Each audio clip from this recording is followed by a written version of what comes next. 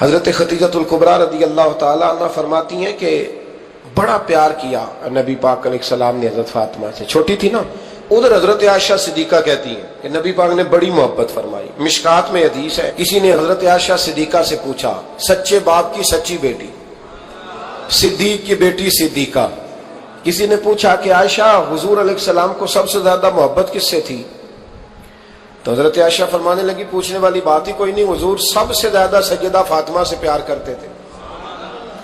تو کہا پھر یہ بتائیں کہ مردوں میں حضور کو سب سے زیادہ پیار کس سے تھا؟ فرمایا یہ بھی پوچھنے والی کوئی بات نہیں، فاطمہ کے شوہر مولا علی سے۔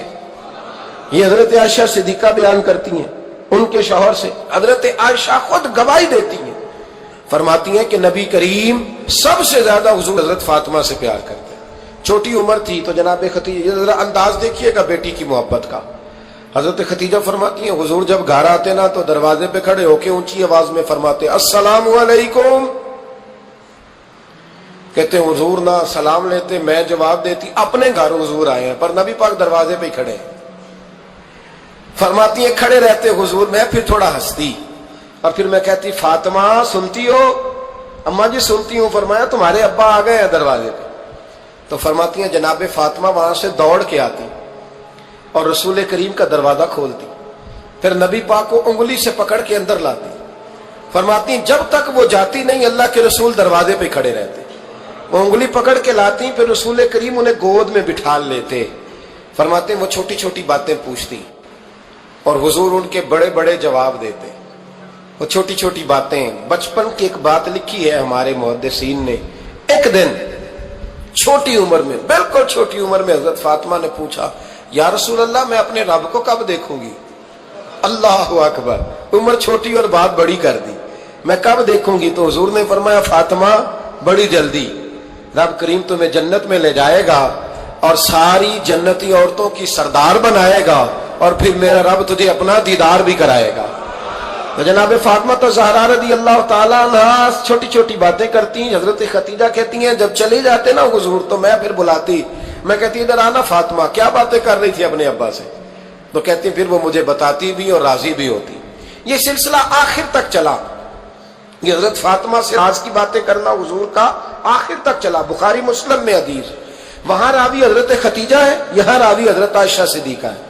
جناب عائشہ صدیقہ کہتی ہیں حضور کے وصال ظاہری سے کچھ دن پہلے خود نبی کریم علیہ السلام نے حضرت فاطمہ الزہرا کو بلایا، اور جب وہ آئیں تو کہتی ہیں ان کو میں نے آتے دیکھا تو میں نے پھر حضور کو ان کے استقبال کے لیے کھڑے ہوتے بھی دیکھا، پھر حضور نے ان کا ماتھا چوما، جہاں بیٹھے تھے وہاں بٹھایا، پہلو میں بیٹھ گئے، اور فرماتے ہیں پھر باپ بیٹی باتیں کرنے لگے۔